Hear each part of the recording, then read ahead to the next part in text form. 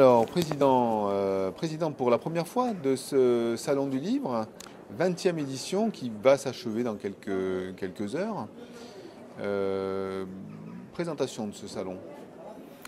Alors ce salon, c'est un salon qui est relativement classique dans sa structure, puisque bon, un 20e anniversaire, c'est quand même, il y a déjà une part de routine, d'expérience.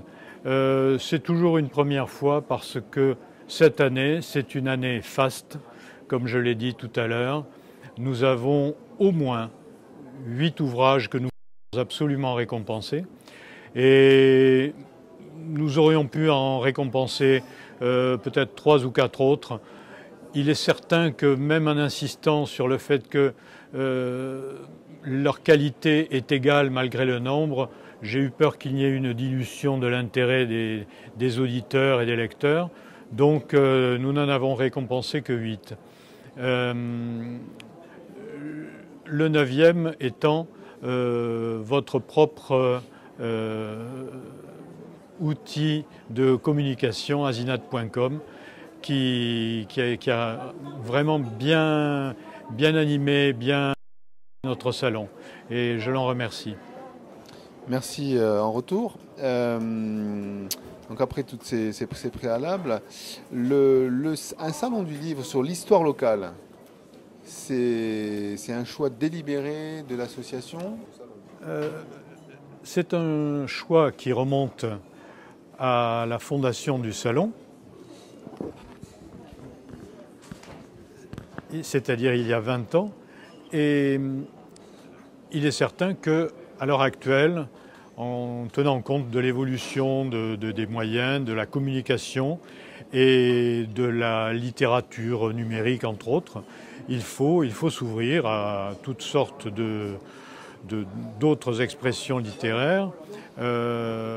Mais je pense que la culture locale, c'est un patrimoine qu'il faut préserver. Il y aura donc toujours une place pour l'histoire locale et la littérature locale. J'envisagerais même, si un jour les moyens nous le permettaient, d'ouvrir le salon à des échanges interpyrénéens et pourquoi pas de l'autre côté du versant, côté Navarre ou Catalogne. Il y a aussi des régionales qui sont très très intéressantes et cousines avec les nôtres, indiscutablement.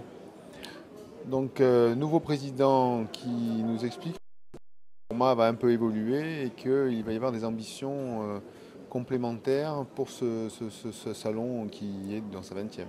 Des ambitions, tout simplement, des intérêts pour des périmètres qui sont un peu plus vastes que ceux que nous avions jusqu'à présent, qui correspondaient à ce qu'on appelle l'Occitanie, hein, c'est-à-dire un grand sud-ouest, qui est très riche, hein, bien sûr, mais je pense qu'il faut quand même il faut toujours renouveler une manifestation. Il ne faut jamais s'asseoir sur des lauriers trop longtemps car ils se fanent vite.